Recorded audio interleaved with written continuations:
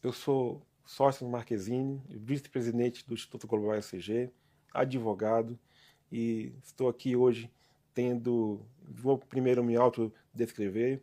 Eu estou usando um terno azul, né, uma gravata vermelha, estou com um microfone lapela aqui justamente para que estejam com o áudio bem equilibrado, né? Estou sentado numa poltrona preta e de fato aqui num ambiente em que tem um sofá, né, justamente com a bandeira do Brasil, a bandeira de São Paulo e a bandeira do TRT-15, né, Exatamente. justamente aqui com um quadro belíssimo aqui também atrás, de uma criança muito sorridente, uma criança de fato simpática aqui, né, no gabinete, no SNJ, do nosso ministro conselheiro Guilherme Guimarães Feliciano. Ele que preside a Comissão Permanente de Sustentabilidade e Responsabilidade Social, na verdade, do Poder Judiciário. Ele que é, na verdade, um dos grandes protagonistas da pauta do ESG e da pauta da sustentabilidade no Brasil. Conselheiro, que honra estar aqui hoje para termos um diálogo, né, um bate-papo, na verdade, para entender de que maneira, né, o trabalho do CNJ, o trabalho da comissão, né, o seu trabalho de forma pessoal, na dimensão também como juiz do trabalho e da dimensão também não apenas institucional, mas também pessoal na abordagem do SG e da sustentabilidade. Que alegria estar aqui contigo hoje. Doutor Sóstenes, meu amigo Sóstenes, alegria minha, uma honra imensa estar aqui, contribuindo para esse podcast, enfim, participando de algum modo deste importante evento, que neste momento ainda é um evento futuro, mas que logo será presente com todo êxito sobre circularidade e sustentabilidade no Brasil e, evidentemente, no que me diz respeito, essa é uma oportunidade de falar um pouco também das nossas preocupações com a economia circular e com o manejo de resíduos sólidos, muito especificamente no Poder Judiciário. Eu sou Guilherme Guimarães Feliciano, sou conselheiro do Conselho Nacional de Justiça no biênio 2024-2026, sou juiz do trabalho do primeiro grau no Tribunal Regional do Trabalho da 15ª Região, titular da primeira vara do trabalho de Taubaté, no estado de São Paulo, e estou aqui exatamente na vaga do juiz do trabalho neste colegiado tão importante que se cedia aqui em Brasília e que cuida das políticas do Poder Judiciário em todos os 91 tribunais e nos 2 conselhos nacionais do Poder Judiciário. Eu também farei minha autodescrição. Eu sou um homem branco, cabelos castanhos, olhos claros, 1,71 m, aproximadamente 80 quilos. Eu estou com um terno preto, gravata cor de vinho, sapatos pretos, camisa branca. Estou também aqui com o microfone na lapela. Estamos no meu gabinete. Tenho a honra de receber aqui o Dr. Sóstenes, mais uma vez, nós que tantas vezes já estivemos aqui discutindo a pauta da sustentabilidade, e o restante do ambiente o Dr. Sóstenes tratou de descrever com toda a precisão. É uma alegria estar aqui. Falar da Comissão Permanente de Sustentabilidade e Responsabilidade Social é falar de uma missão que me foi delegada pelo presidente Luiz Roberto Barroso, presidente do Conselho Nacional de Justiça e do Supremo Tribunal Federal, tão logo eu aqui cheguei para o início do mandato. Nós aqui, conselheiros, temos algumas pautas, exatamente para que haja, digamos, uma divisão social do trabalho mais inteligente. Entre as minhas pastas está exatamente a pasta da sustentabilidade e da responsabilidade social, envolvendo, portanto, a própria questão da diversidade, da acessibilidade e outras tantas que, para mim, são da máxima importância. Também a pauta da democratização e da modernização dos serviços judiciários, a pauta da saúde, na perspectiva do Poder Judiciário, perspectiva interna, ou seja, magistrados, servidores, terceirizados, aprendizes, estagiários, e a pauta do servidor público, muito particularmente, também está comigo no Fórum Nacional de Discussão para as Carreiras do Poder Judiciário. E no que diz respeito especificamente à sustentabilidade, o Dr. Sóstenes e o Instituto Global têm sido nossos parceiros em diversos eventos. Ano passado, realizamos aqui o primeiro seminário internacional para a sustentabilidade no sistema de justiça. Tivemos, tanto na organização como na realização, a participação do Dr. Sóstenes e de outros importantes parceiros, doutor que inclusive presidiu uma das mesas, e a nossa satisfação de estar aqui mais uma vez para discutir esse tema tão importante.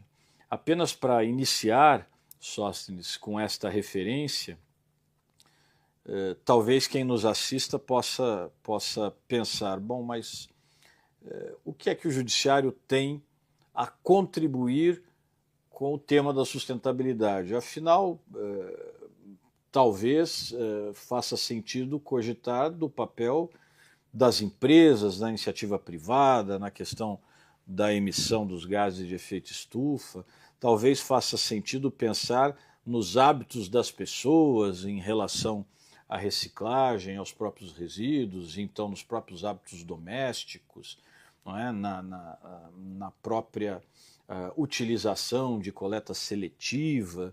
Mas o Judiciário, a primeira resposta e mais óbvia seria: o Judiciário tem a dar o seu exemplo, e eu diria um bom exemplo.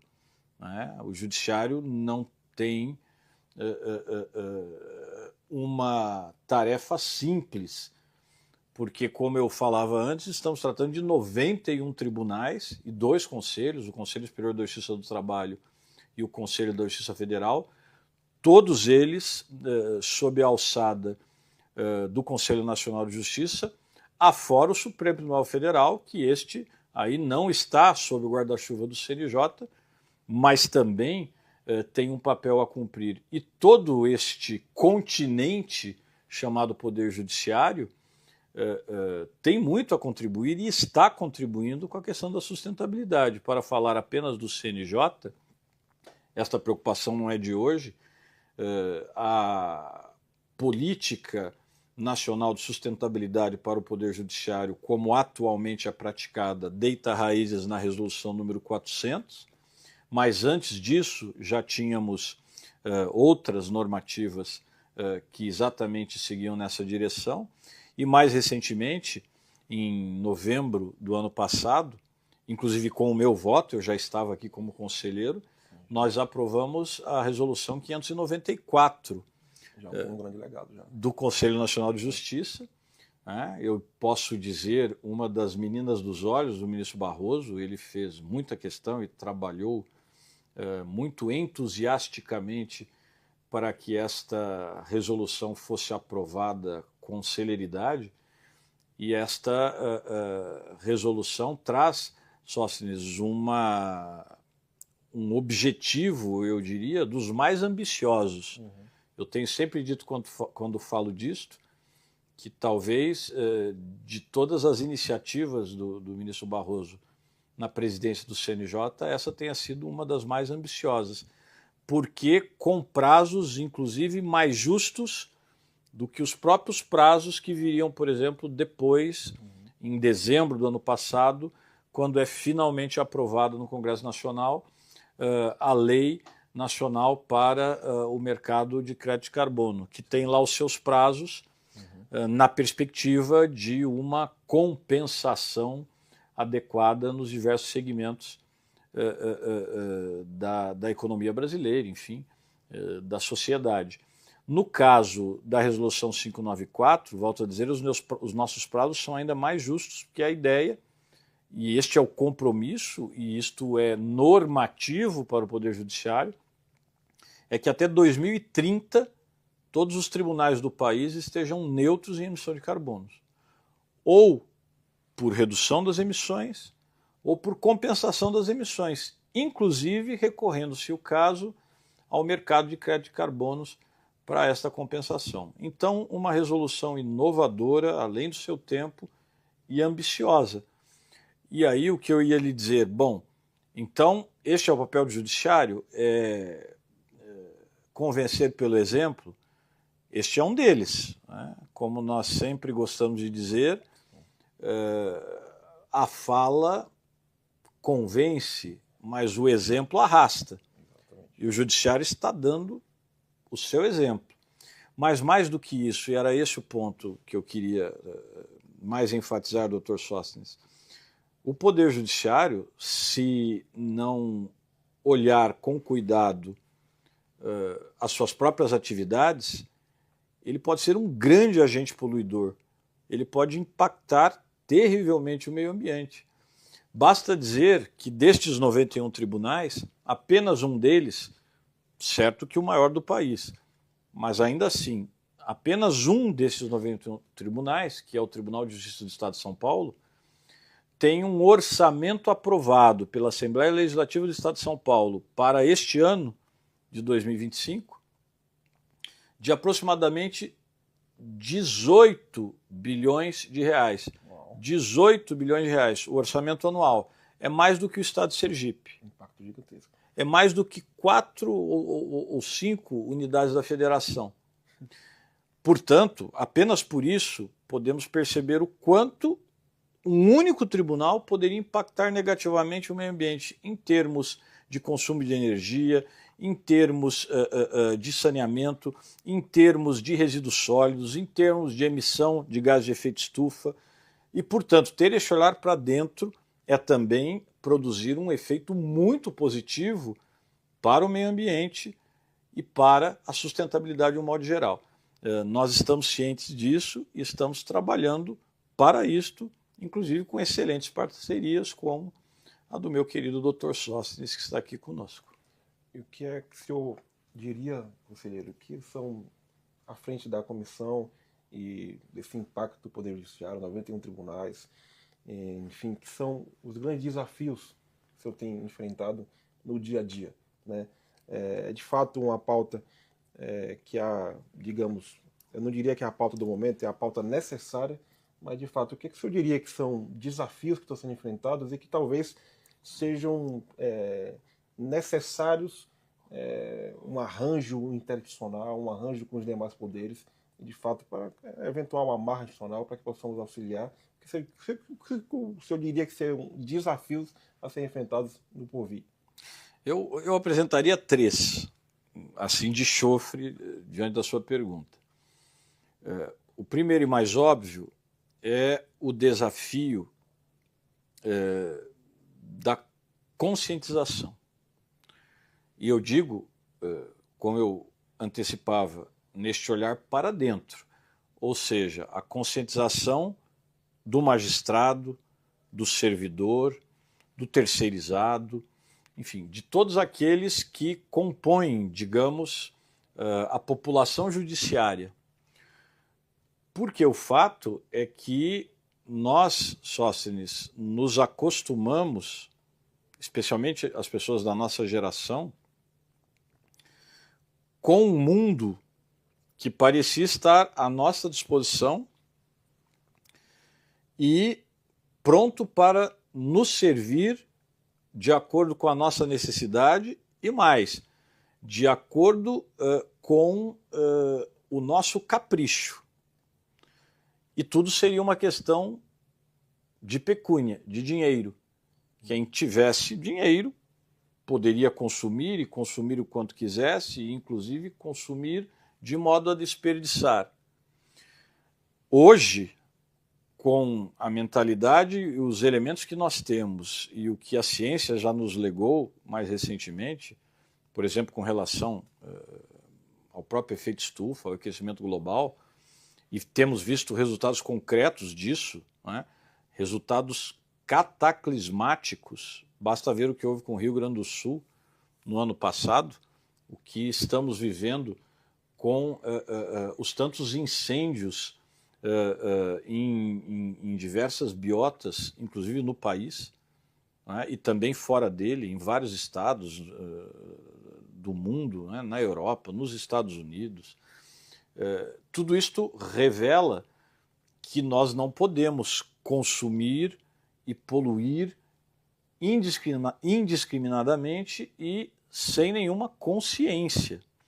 Então, o primeiro desafio, e talvez o mais difícil, seja criar esta consciência de que o ato de consumir, o ato de produzir, o ato de se relacionar em sociedade deve sempre considerar também o impacto que isto trará para o meio ambiente e para as atuais e futuras gerações. E veja, sem nenhuma hipocrisia, porque de fato vencer as hipocrisias também faz parte deste processo contínuo de se auto-reeducar. O amigo vai olhar ao redor e vai ver que nós temos papel aqui, papel ali, uma pilha de papel logo atrás, vários livros. Eu sou de uma geração que aprendeu a ler, aprendeu a ter prazer com a leitura, aprendeu a estudar a partir do papel. E é difícil se desapegar deste hábito. Mesmo eu sendo presidente da Comissão Nacional de Sustentabilidade, eu estou rodeado de papel. Tenho tentado reduzir, mas é difícil. Veja que esta reeducação, esta ressignificação é difícil. Sóstenes vai se lembrar que quando nós fizemos aquele primeiro seminário internacional que eu mencionava há pouco, tivemos o cuidado de primeiro não utilizar papel. Então foi um evento grande, mais de 500 pessoas aqui no CNJ, mas não havia pastinhas com papéis para anotação para ninguém. Literalmente. E quem quiser que levasse o seu notebook, né, ou anotasse no seu smartphone. Não havia folders, não havia cartazes, não havia banners, e nós não tínhamos também copos de plástico para consumo de água. E, inclusive, então sugeríamos que cada qual trouxesse a sua caneca e aí estavam lá os bebedouros e poderiam beber. Foi o nosso modo, e vejam, são hábitos que eventualmente nós mesmos não temos no nosso dia a dia, como a questão do papel, mas foi a maneira de tentar, digamos, passar esta mensagem de que falar de sustentabilidade sem hipocrisia é tentar se reeducar, tentar ressignificar os hábitos. Esse é o primeiro grande desafio. Um segundo desafio, este macro, e me parece o presidente Barroso, inclusive a nosso pedido, deu um passo importantíssimo nisto. Quando eu chego aqui, Sóstenes, e eu já lhe disse isto, os tribunais já tinham há alguns anos todas as suas obrigações derivadas da Resolução 400, que trata exatamente da Política Nacional de Sustentabilidade no Poder Judiciário. Mas o que eu percebi é que os tribunais faziam isto, digamos, quase que como ilhas. Cada um com o seu PLS, o seu plano logístico de sustentabilidade, como manda a resolução, cada um com o seu comitê, cada um com a sua política, mas não se falavam a respeito, ou seja, a rigor, muitas vezes boas práticas se perdiam porque não eram ali intercambiadas entre os vários tribunais. Muitas vezes, até numa perspectiva competitiva, que não faz muito sentido se estamos falando de sustentabilidade, portanto de solidariedade social e inclusive intergeracional, porque nós temos, por exemplo, premiações, né? Então o selo CNJ de qualidade, que consideram a questão da sustentabilidade. E, eventualmente, você ter um bom modelo significaria você ter uma condição melhor de obter um selo diamante do que um outro tribunal. E aí você acaba não se sentindo sequer estimulado, digamos assim, a dividir o seu know-how, porque afinal todos querem o selo diamante e nem todos conseguirão. Isto acaba sendo um elemento de vantagem, mas isto, percebam, é o contrário que se pretende quando se fala em sustentabilidade e solidariedade social e intergeracional. Né? E, além disso tudo, percebemos que muitas vezes as administrações, embora quisessem ter bons resultados, até por conta do prêmio qualidade, ainda percebiam isto como algo secundário, algo que não era da preocupação imediata, por exemplo, dos presidentes dos tribunais. Os presidentes dos tribunais tinham outras preocupações ligadas, talvez, à inovação, ligadas à atividade fim, evidentemente, ligados à questão da gestão e de um gasto inteligente, mas não sustentabilidade. A sustentabilidade era uma política que os tribunais sim tinham por força da Resolução 400, mas que era relegada ao segundo, às vezes até o terceiro escalão. Pois bem, reportei tudo isto ao presidente Barroso e disse: presidente, nós precisamos ter uma política de sustentabilidade que, por assim dizer, gire por si só. Ou seja, eu sou um entusiasta das questões de meio ambiente e sustentabilidade. Tanto é que sou professor da Universidade de São Paulo e ali uma das minhas disciplinas na pós-graduação é exatamente a disciplina do meio ambiente de trabalho, que é um conceito que envolve ao mesmo tempo sustentabilidade no seu sentido mais ampliado, inclusive quanto à questão da responsabilidade social, enfim, e que, por outro lado, também envolve o debate do trabalho decente. Né? Então, falar de meio ambiente e trabalho é falar da convergência entre sustentabilidade e trabalho decente, que são dois ODSs convergindo para um conceito. É isto que eu estudo, eu tenho um grupo de pesquisa na USP voltado apenas para isto. É um tema do meu gosto. E, portanto, quando a missão me foi confiada, eu adorei. Agora, vamos supor que o próximo conselheiro ou o que virá depois não tenha tanta aptidão pelo tema, ou aptidão para o tema, ou tanto apetite pelo tema. Poderíamos ter, em tese, digamos, uma ênfase menor, poderíamos ter, quem sabe, um estímulo menor para que a política crescesse entre os tribunais. E é o tipo de política que não pode depender da pessoa, que é uma política institucional. E disse então ao presidente Barroso que precisaríamos de um modelo em que os próprios tribunais realizassem eventos, discussões, trocas, intercambiassem experiências e, a partir disso, primeiro, integrassem isto como um elemento de primeira grandeza nas políticas das próprias administrações, e não algo para o segundo ou terceiro escalão, e segundo, criassem, volto a dizer, as próprias políticas comuns, os próprios intercâmbios, os próprios eventos, para que qualquer conselheiro que viesse para este gabinete ou para qualquer outro e que assumisse a comissão, já teria diante de si esta roda girando. E ele teria que necessariamente sentar no assento do piloto e seguir o curso. O ministro Barroso entendeu perfeitamente, me sentei aqui 2 ou 3 vezes com os juízes auxiliares que tratam da pauta e, por fim, construímos, a partir de uma portaria número 184, que foi inclusive divulgada aqui no CNJ, no plenário, por ocasião da primeira reunião preparatória para o Encontro Nacional do Judiciário, que este ano acontece em Florianópolis, em dezembro, demos a todos os presidentes e corregedores que aí estavam a notícia desta portaria do presidente do CNJ, que criava então, Sóstenes, a Rede Nacional de Sustentabilidade, que não havia até então. para integrar os 91 tribunais em uma política única de sustentabilidade.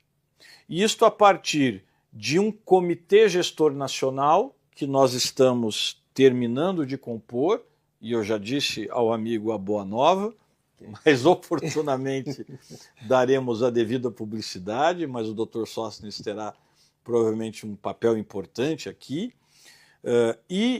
Além deste comitê gestor nacional, comitês gestores regionais, um para cada região geoeconômica, Sul, Sudeste, Norte, Nordeste e Centro-Oeste.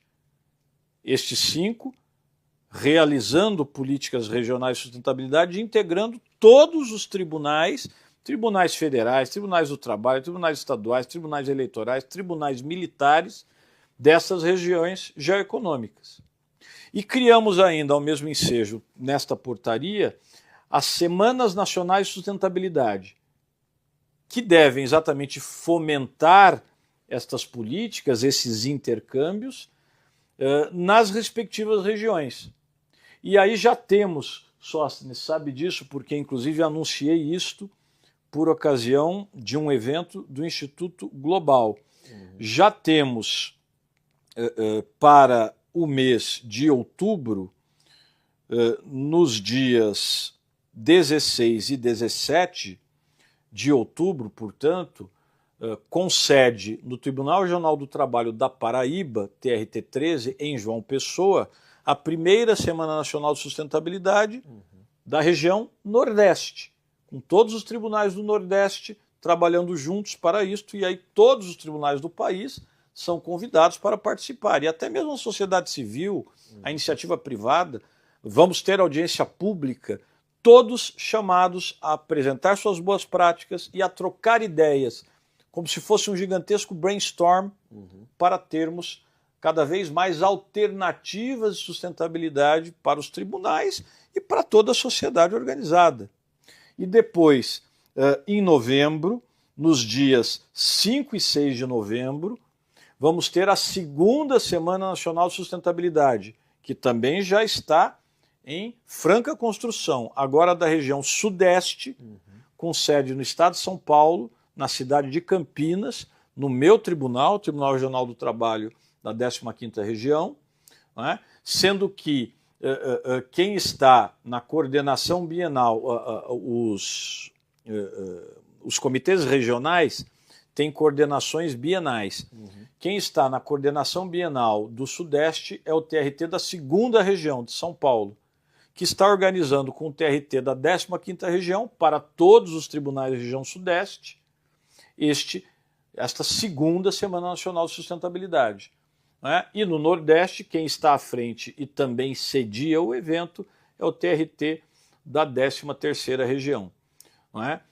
No Centro-Oeste, quem está na coordenação bienal do Comitê Regional é o Tribunal de Justiça do Mato Grosso. Na região Nordeste, quem está à frente, na região Norte, quem está à frente é o Tribunal do Amazonas, e na região Sul, quem está à frente é o TRF4, Tribunal Regional Federal da 4ª Região, que exatamente alcança os 3 estados na Justiça Federal Comum, né? Paraná, Santa Catarina e Rio Grande do Sul.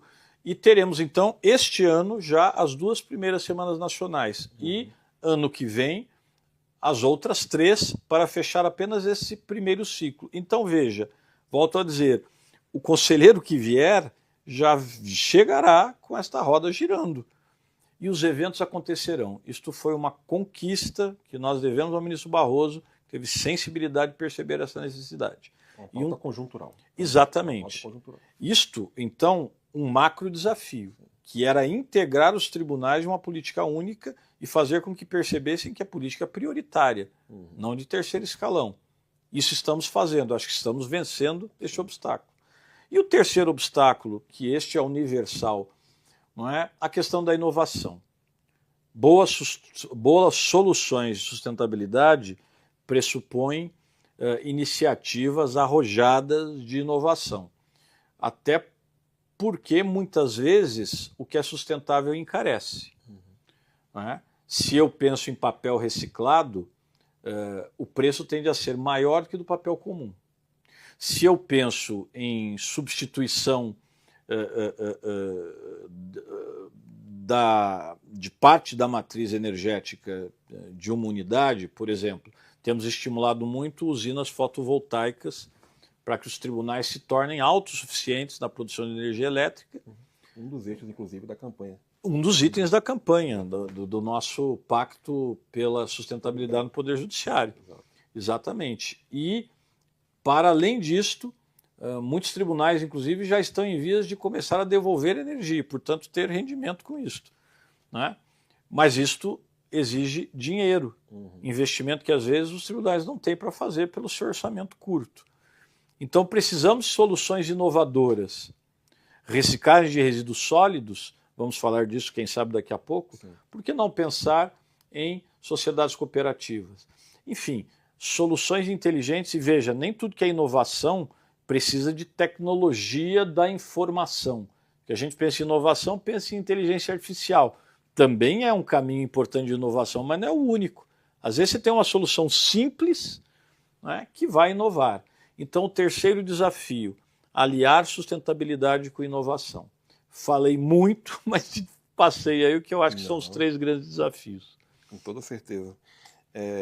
Já entrando, conselheiro, na pauta propriamente dita da economia circular, eu diria que um dos grandes objetivos do evento é refletir o que o Brasil já tem de legislação relacionada à gestão mesmo de resíduos sólidos, e talvez fazer aquela pergunta, o que precisa ter para inovar na parte normativa, para inovar na execução, para tornar mais palpável para a indústria, né, alguns instrumentos para que ela possa implementar, de fato, a economia circular como um todo.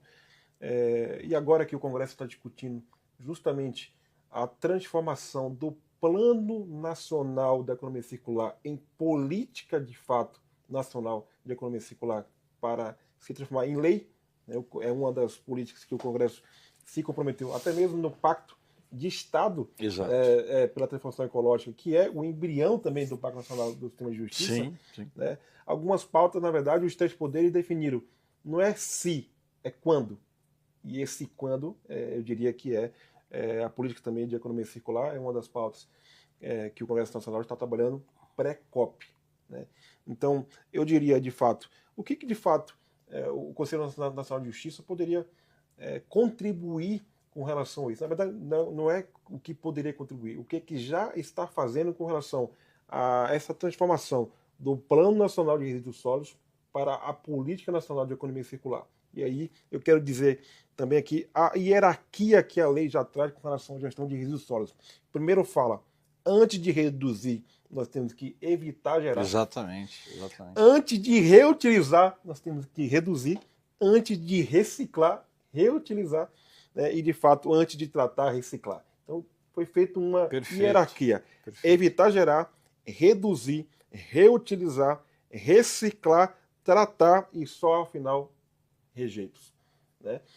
Por isso que nos moveu a discutir essa pauta com uma gigante do Brasil, que é a Embrapa, né? É co-realizadora do evento nosso. Nós vamos equilibrar 3 grandes eixos: economia circular, cadeias produtivas e finanças sustentáveis. Primeiro, o fomento. Nós temos que colocar os bancos públicos, os bancos privados, as instituições de fomento para estar conectada nessa pauta da economia circular.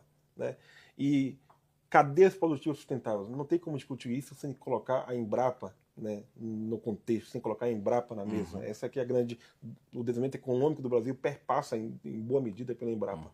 E, a partir dessa solução da cadeia produtiva sustentáveis, de que maneira a economia circular pode ficar palpável para a indústria?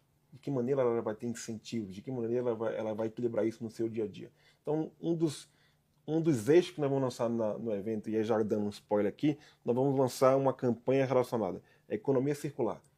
Começo, meio e recomeço. Muito bem. Uma economia sem fim, uma economia circular. Para tornar mais palpável isso. E discutir isso com as cooperativas, nós estaremos lá com a Aline Souza, que é uma grande liderança das cooperativas, uma catadora que está fazendo história também, inclusive está agora estudando Direito, né? Acabou de entrar no curso também estudando Direito, né? A advocacia, ela tem uma super liderança, fala bem, se posiciona bem, tem muito a contribuir no dia a dia aí do sistema jurídico como um todo. Então, eu colocaria essa pauta aqui para o conselheiro de que, de fato, nós podemos refletir Plano Nacional de Resíduos Sólidos com Política Nacional de Economia Circular, promovendo toda essa cadeia aí e incentivos envolvendo o Brasil como um todo. O doutor bem apontou, né? Nós já temos uma política nacional de resíduos sólidos, temos uma lei para isso e agora estamos caminhando para uma política nacional de circularidade, né? Que é o que de fato representará uma mudança qualitativa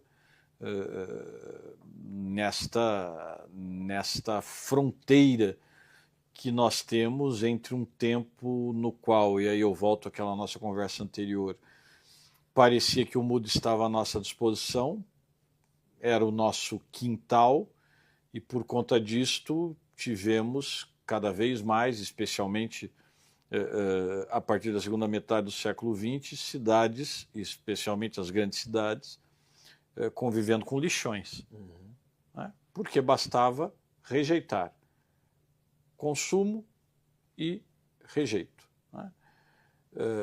E começamos a perceber que não podia ser assim, né? E agora sim, parece-me, a lógica começa a se estabelecer mais conforme a uma realidade muito clara de recursos que são limitados e que, se forem consumidos inadequadamente, impactam negativamente, inclusive terminam comprometendo os outros recursos que ainda estão disponíveis.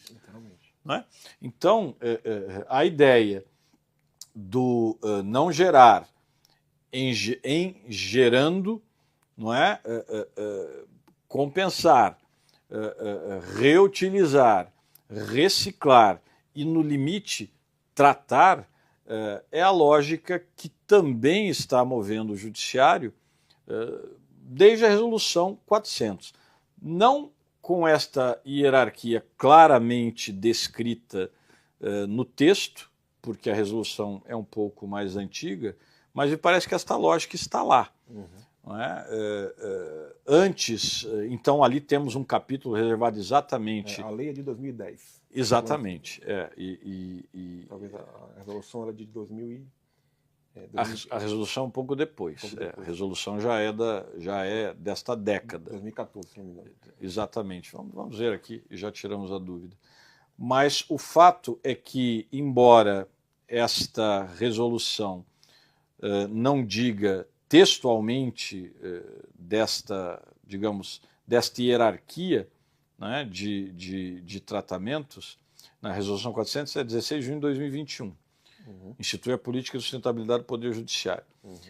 Ela já tem um capítulo reservado exatamente à questão dos resíduos e dos resíduos sólidos em especial. E veja, o Poder Judiciário também produz todo tipo de resíduo.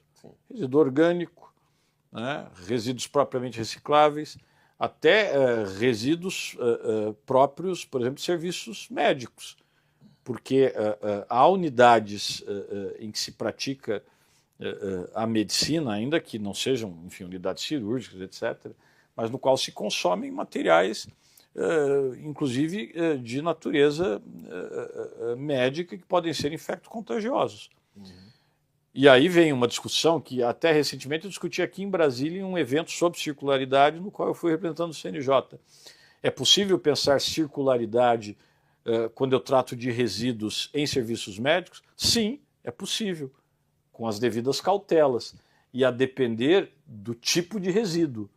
Agora, o judiciário já está discutindo a questão dos resíduos sólidos, digamos, nesse nível de minúcia? Não. Mas a ideia fundamental, volto a dizer, já está na resolução 400.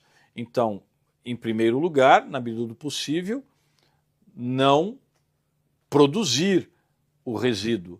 E a partir do momento em que este resíduo tenha de ser produzido, mais uma vez, atuar no sentido de, em uma hierarquia que ali não está expressa, mas que me parece estar no espírito da resolução, cuidar de, se o caso, reutilizar, reciclar, no limite tratar.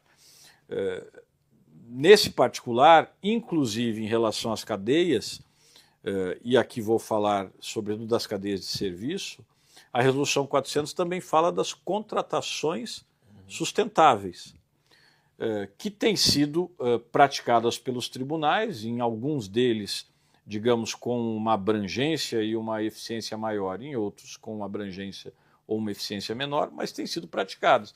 O que significa dizer que nas licitações, os tribunais já precisam considerar elementos, até mesmo para a escolha da empresa a contratar, e também em relação a mercadorias, não apenas a serviços, tem de considerar aquelas que ofereçam propostas que poluam menos, que impactem menos. E, portanto, e veja, isto é algo que está sendo amadurecido. Mas eu espero que com o evento que, por exemplo, teremos aqui, e daqui a pouco eu já posso até anunciá-lo, que com este evento isto cada vez mais se robusteça.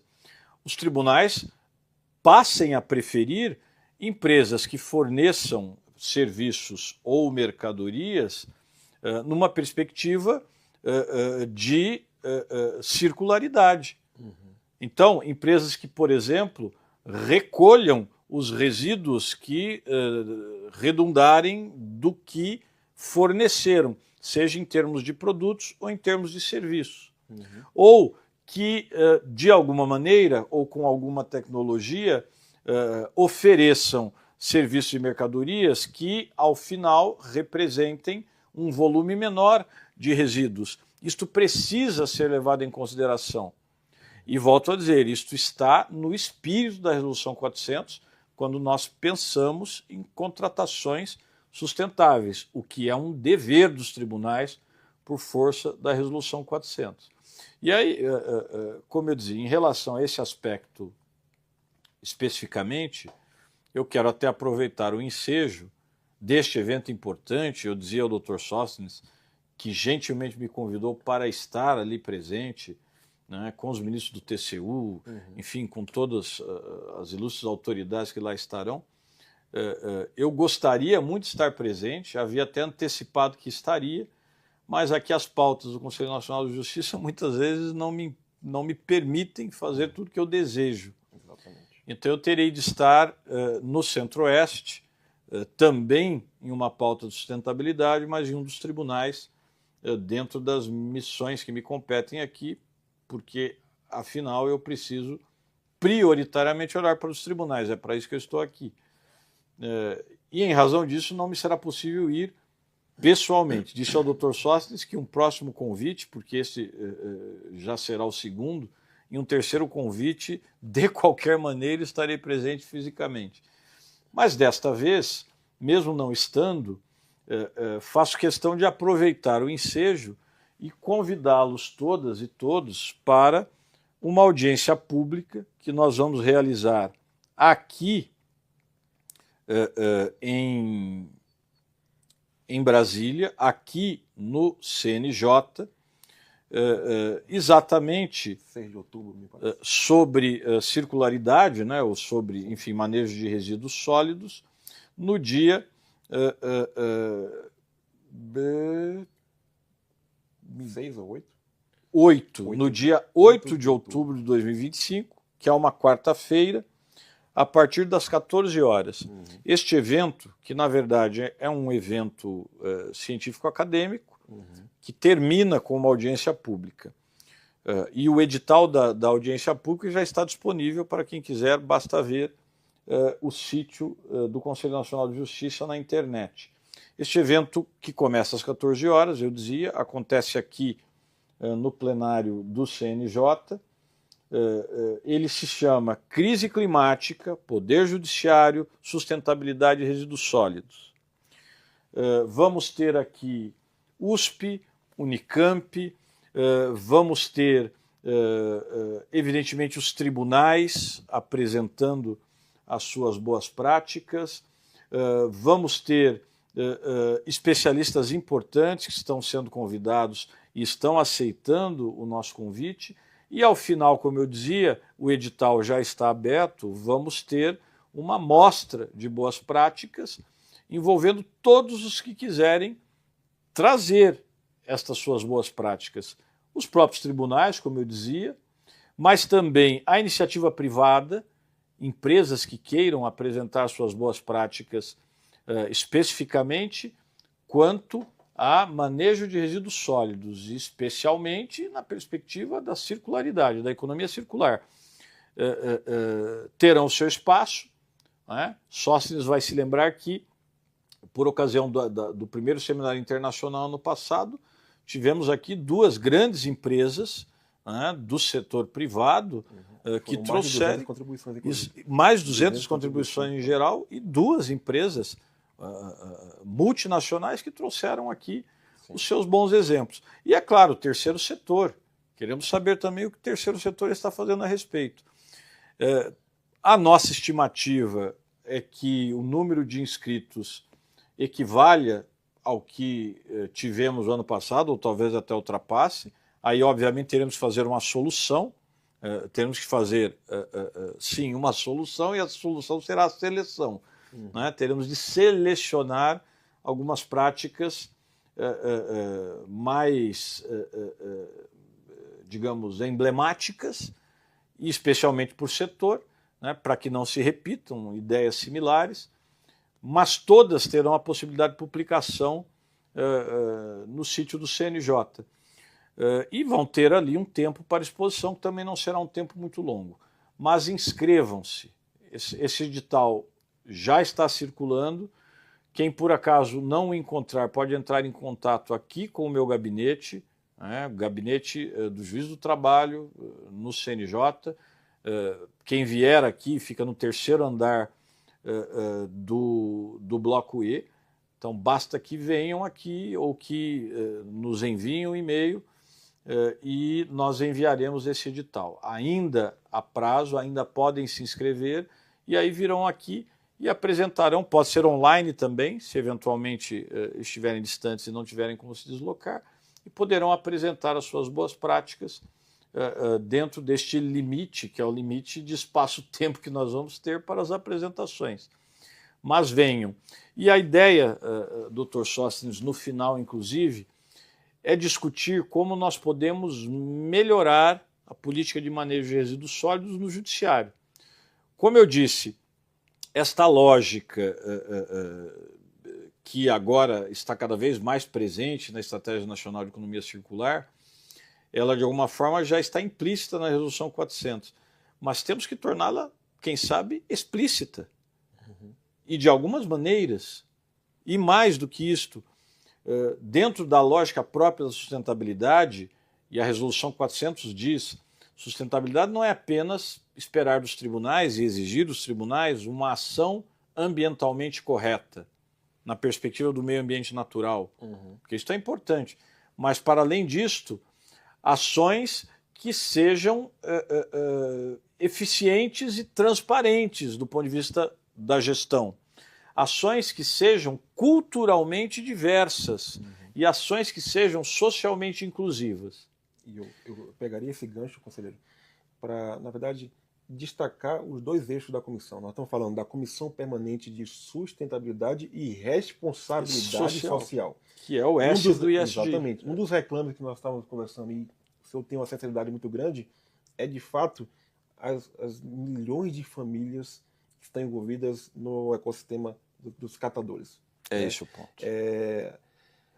Um dos reclames das cooperativas dos catadores é, de fato, ter a compensação efetiva pelo pagamento por serviço ambiental, pelo que eles prestam à sociedade. Não só o produto do quilo ali da lata de alumínio, da questão do vidro, do que eles conseguem reciclar, do que conseguem colocar de volta na indústria, mas, de fato, o pagamento efetivo pelo serviço ambiental que eles prestam à sociedade. Essa talvez seja uma das pautas, talvez não, eu diria que é a pauta prioritária do sistema cooperativo hoje, relacionado aos catadores e enfim, ao ecossistema de reciclagem envolvendo o social. O que você poderia falar sobre isso?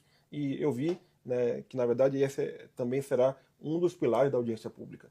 Exatamente. Veja que nós não combinamos nada, preciso dizer isto.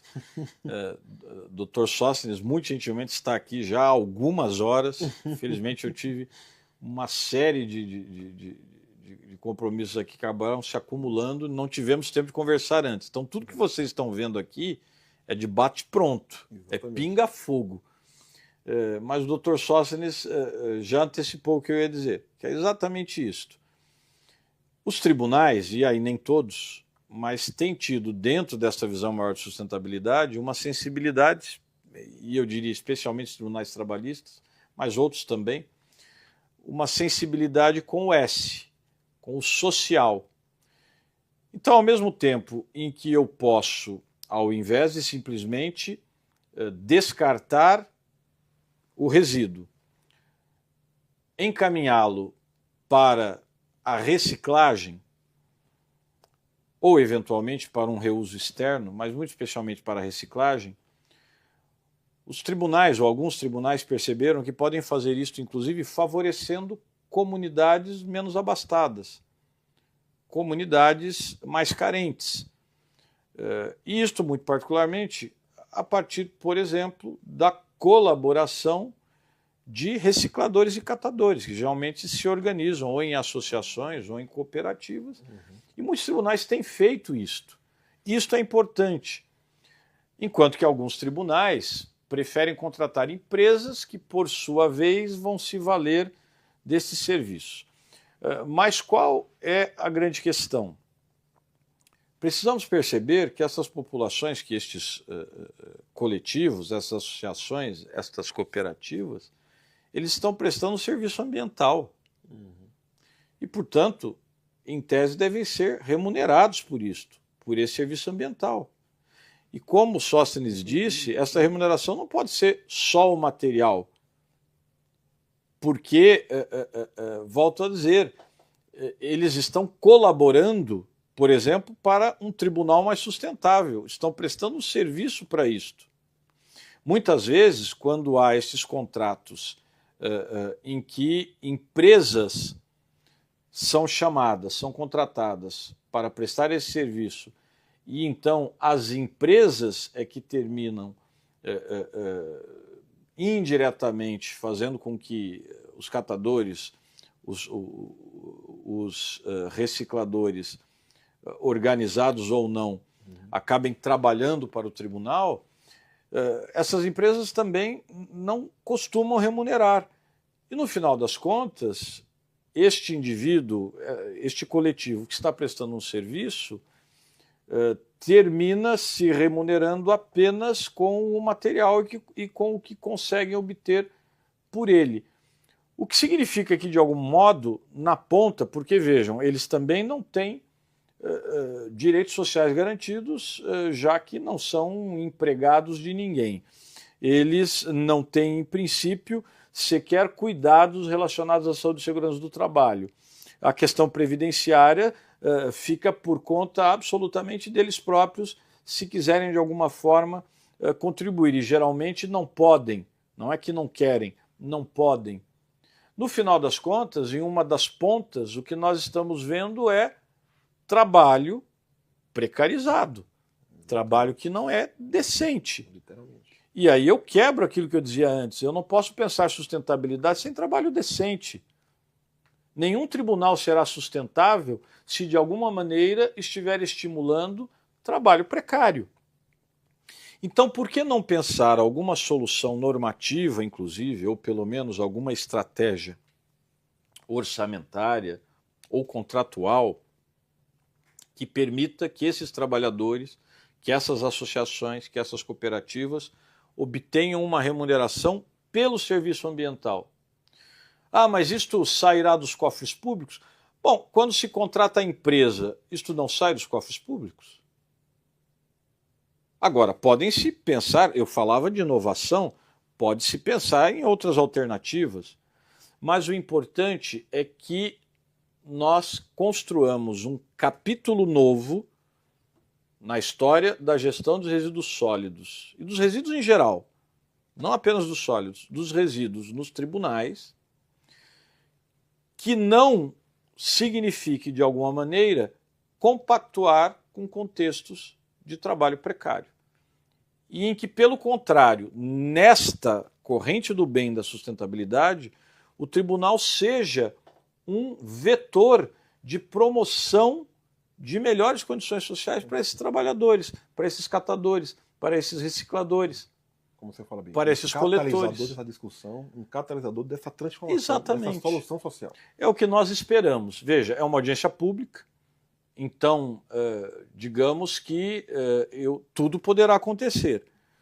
Mas o que eu espero, o que eu gostaria é que no final, quem sabe, numa carta de Brasília ou algo como isto, nós pudéssemos sugerir uma alternativa para que os tribunais passassem a sistematicamente, direto ou indiretamente, remunerar esses serviços ambientais, a bem dessas populações, dessas pessoas. E aí sim, casando o ambientalmente correto com o socialmente responsável.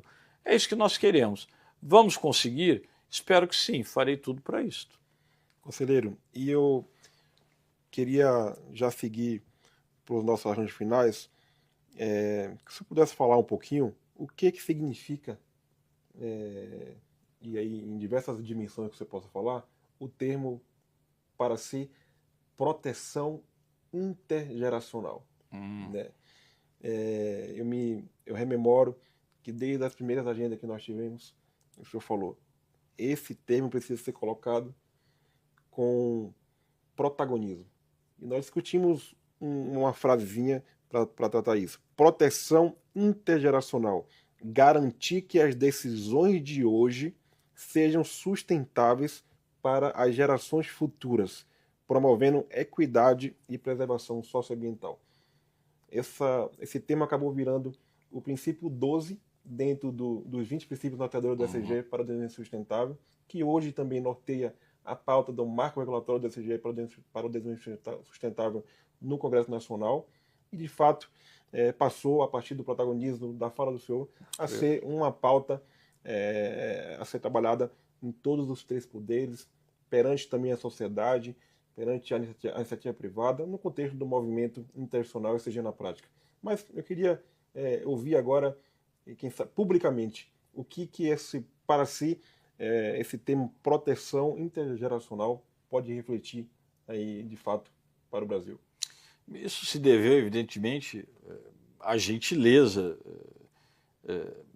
enfim, do Dr. Sóstenes e de toda a direção do Instituto e, enfim, a todos aqueles que pensaram os princípios, a gentileza deles todos, Dr. Arnone, para com uma sugestão, uma singela sugestão que eu dei numa das nossas primeiras discussões. Mas a minha sugestão parte de um princípio, uma norma-princípio muito conhecida e referida quando se estuda a teoria geral do direito ambiental, que é o princípio da intergeracionalidade. Né? O direito ambiental e, na verdade, a proteção do meio ambiente, ou ainda, para utilizar a expressão do artigo 225, caput da Constituição, o direito fundamental ao meio ambiente ecologicamente equilibrado, é um direito que se garante, isto é textual, no artigo 225, para as atuais e futuras gerações. Isso é muito interessante, Sóstenes, porque mostra como discutir essas questões é discutir de muitas maneiras quebras de paradigmas seculares do próprio direito. Para falar aqui, enfim, do nosso métier mais imediato, nós que viemos de formações jurídicas. Porque o direito, desde a tradição romana, foi pensado na perspectiva do sujeito de direito que essencialmente é e sempre foi a pessoa humana. E, portanto, o direito sempre se pensou a partir de uma perspectiva claramente antropocentrista. O homem como centro do direito. A partir de meados do século XX, quando nós começamos a discutir a sério uma pauta jurídica ambiental, e muito particularmente no último quartel, então Conferência de Estocolmo, de 1972, depois Conferência do Rio de Janeiro, de 1992, este paradigma secular, eu diria até milenar, se eu estou falando de direito romano, ele começa a ser quebrado. E aí se começa a perceber, por exemplo, para dar apenas dois exemplos, né? No Brasil, Lei 9.605 de 98, a Lei dos Crimes Ambientais, que vem a substituir uma contravenção penal, que estava lá na Lei das Contravenções Penais, que era a contravenção de maus tratos contra animais. Eu passo a ter um crime, já não mais uma contravenção, de crueldade e maus tratos contra animais, sendo que na Lei de Contravenções Penais, para que o crime se consumasse, aquele ato de maus tratos deveria ser praticado em local público ou acessível ao público. É o que dizia a Lei de Contravenções Penais. E qual era a objetividade jurídica? Digamos, a moralidade pública. Basicamente a ideia, isto é o que se lia nos manuais, de que se uma pessoa maltratasse um pássaro, por exemplo, e aquilo passasse impunemente, ele poderia em algum momento entender que da mesma maneira ele pode maltratar um ser humano. Em 98, quando nós passamos a ter a Lei 9.605, que foi objeto de longa discussão, e o anteprojeto, inclusive, teve à frente a minha querida orientadora, a professora Ivete Senise Ferreira, diretora, então diretora da Faculdade de Direito do Largo São Francisco. O tipo penal passa a prever o crime independentemente de se praticar em local público ou acessível ao público. Então, já não se tutela mais a moralidade pública, ou este sentido de moralidade, porque mesmo que o ato de crueldade se praticasse, digamos, entre quatro paredes, no quarto do sujeito ativo, sem que ninguém visse, de alguma maneira isso chegasse ao conhecimento, isto chegar ao conhecimento das autoridades, esse indivíduo deverá responder. Então o que é que se percebe? Está de alguma maneira se tutelando o animal como ser senciente, ainda que não seja ser consciente, mas ser senciente. E logo, se o animal no Brasil ainda não é titular de direitos, e esta é uma polêmica que já está posta, ele começa a ser destinatário de proteção jurídica, como neste caso. Como em outras situações, né? Hoje, quando se trata de um pet, de um animal de estimação, já se discute, por exemplo, numa situação de divórcio, a condição deste pet, não na perspectiva de coisa, quem vai ficar com o objeto, mas até numa perspectiva de guarda compartilhada. Bom, mas o que isso tem a ver? Aí nós ampliamos o nosso horizonte. Vamos, por exemplo, à Constituição do Equador, que prevê claramente, quando trata da proteção ao meio ambiente, que aqueles direitos são titularizados, e a expressão é esta, por Pachamama. Pachamama é a natureza. Não é um ser humano. E chegamos no caso brasileiro, em que a proteção se dá para as atuais e futuras gerações. Quem são as futuras gerações? São as pessoas que ainda não nasceram e, portanto, ainda não são pessoas. Mas a Constituição garante a proteção ao meio ambiente para essas pessoas.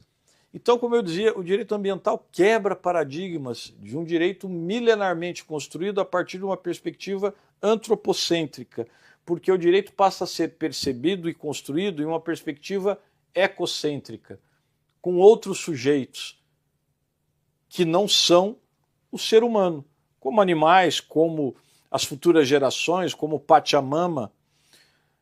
E isto é muito importante quando eu penso sustentabilidade, porque eu não posso pensar, Sóstenes, você sabe muito bem disto, de medidas que me resolvam o problema para daqui a 5 anos, para daqui a 2 anos. Eu preciso pensar do que resolva, ou pelo menos atenue o problema, para daqui a 50, 80, 100 anos. Porque é esta a nossa corrida contra o tempo. Não apenas para nós, mas para as futuras gerações. Qualquer planejamento em matéria de sustentabilidade precisa ser de longo prazo, porque a perspectiva desta proteção, que tem sede constitucional, é uma perspectiva que não se resolve apenas no indivíduo, mas se resolve em uma visão muito mais abrangente, muito mais holística de proteção para o outro, que ainda nem existe, para as futuras gerações.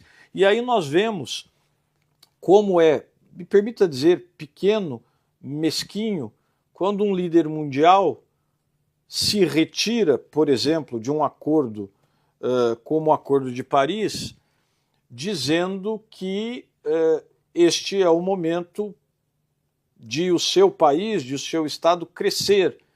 E, portanto, sim, ele vai poluir, sim, ele vai queimar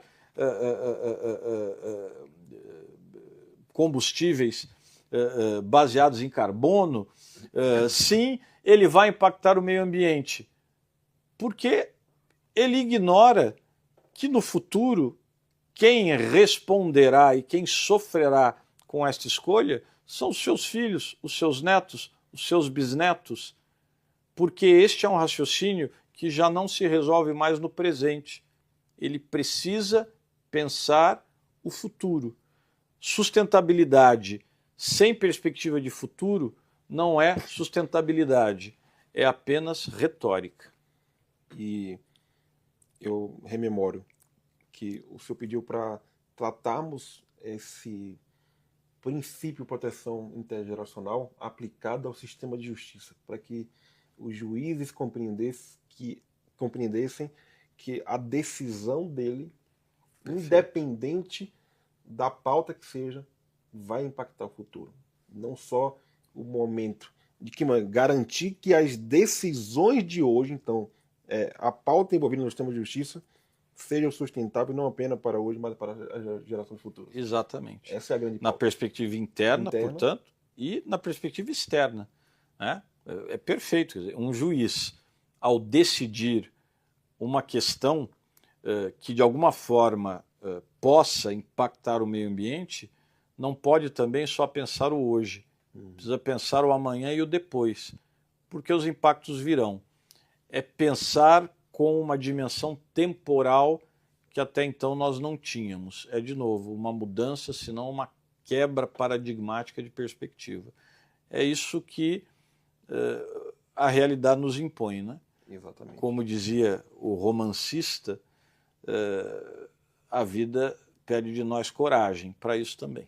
Conselheiro, agora, já indo para os nossos arranjos finais, de fato, eu quero rememorar uma frase que o Kofi Annan falou lá atrás, em 2004, quando convidou todas as instituições financeiras do mundo, convidou, no contexto da ONU, convidou os líderes mundiais a refletir sobre uma frase que ficou célebre, na verdade: quem se importa ganha. Né?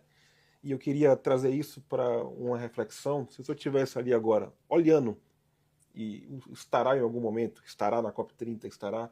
Na verdade, esse é um grande papo, talvez, para refletir isso. Se eu estivesse ali olhando e falando para todos os líderes mundiais, estivesse falando para todas os líderes, os tomadores de decisão dos órgãos, das empresas, no mundo afora, 1 minuto, qual seria o recado que eu deixaria para, enfim, esse quórum, esse fórum que estivesse observando agora, 1 minuto a sua fala para o mundo? O que você falaria agora, olhando ali para a câmera? difícil imaginar, porque, enfim, quem sou eu para falar para todos os líderes mundiais, os governantes que aí estarão? Nós estaremos na COP30, a convite do ministro Fachin, que será o presidente do CNJ à altura. Já sabemos que teremos lá o Dia da Justiça na COP e, evidentemente, a Comissão Permanente de Sustentabilidade deverá lá estar. Mas não me dará, certamente, este palanque. Ele sim, presidente Fachin, terá e com certeza dirá o que deve ser dito nesta matéria. Mas eu talvez dissesse a esses governantes, a essas lideranças, que ao pensar nas suas decisões e ao pensar nos impactos das suas decisões, não pensem no que eu estou dizendo, no que o presidente Fachin dirá à altura, no que outros especialistas, outros estudiosos, cientistas dirão. Porque a grande verdade é que você, líder mundial, não me conhece, não sabe quem eu sou e provavelmente nunca saberá. Mas pense que o que você fizer agora vai afetar a vida do seu filho, do seu neto, do seu bisneto. Este você conhece, ou vai conhecer, ou quer conhecer um dia. E para ele, a sua decisão hoje será vital. Pense nisso, não só como um ato de responsabilidade, porque talvez não funcione tanto, mas pense nisto como um ato de amor. Uau! Eu fiquei sem palavras, eu fiquei arrepiado e, de fato, esse palco, em algum momento, essa frase, esse corte que vai estar no YouTube, em algum momento, vai sim alcançar todos eles. E vamos fazer com que alcance, porque essa é a mensagem. Essa é a mensagem que precisa ser colocada mundo afora, né? O amor aplicado às decisões, a solidariedade, a sensibilidade, né? A preocupação com a proteção intergeracional. Essa, eu diria que talvez seja a hashtag que nós possamos colocar no podcast de hoje. Hashtag proteção intergeracional. Muito bem. Que seja. Eu quero agradecer aqui. Eu que agradeço, meu amigo. Esse super momento. Obrigado pela oportunidade. E a oportunidade dessa parceria, da cooperação. Conte e que, comigo. de fato, possamos aí estar juntos para outros e tantos mais desafios e missões em conjunto. Conte comigo. Alegria. É da nossa natureza olhar o mundo com mais calma, sentir que o futuro nasce de dentro da nossa alma e que cuidar da terra é mais que uma esperança, é plantar agora o verde para colher amanhã bonança. Não é só sobre cuidar da mata, nem só sobre rio e estrada, é sobre dar teto e vida para quem antes não tinha nada. É sobre abrir uma porta e junto, um coração, poder incluir cada pessoa no mapa da solução. É o que move a cidade, o campo, a indústria, o chão. É pensar no produtivo com mais regeneração. Transporte que não polui, energia que se reinventa e cidades mais resistentes quando o tempo se apresenta. Somar inteligência com coragem e união para ver crescer a nossa vida e dar mais força ao cidadão. A gente cuida do hoje com o amanhã para florescer, porque é da nossa natureza fazer acontecer. Não, a gente não vai desistir, a gente não vai abaixar a cabeça para quem ameaça a nossa soberania. A gente não vai deixar de usar o Pix é nosso, é de graça e está do lado de todo brasileiro.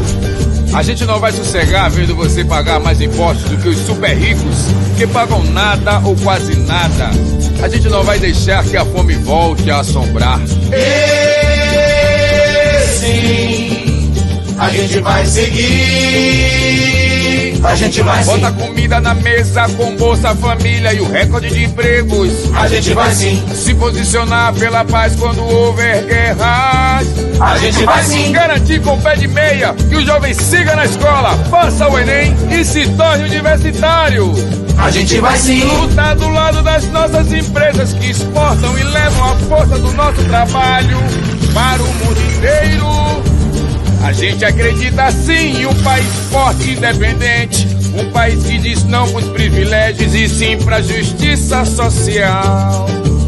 Eu digo sim ao povo brasileiro. Governo do Brasil do lado do povo brasileiro. Ao povo brasileiro. Governo do Brasil do lado do povo brasileiro.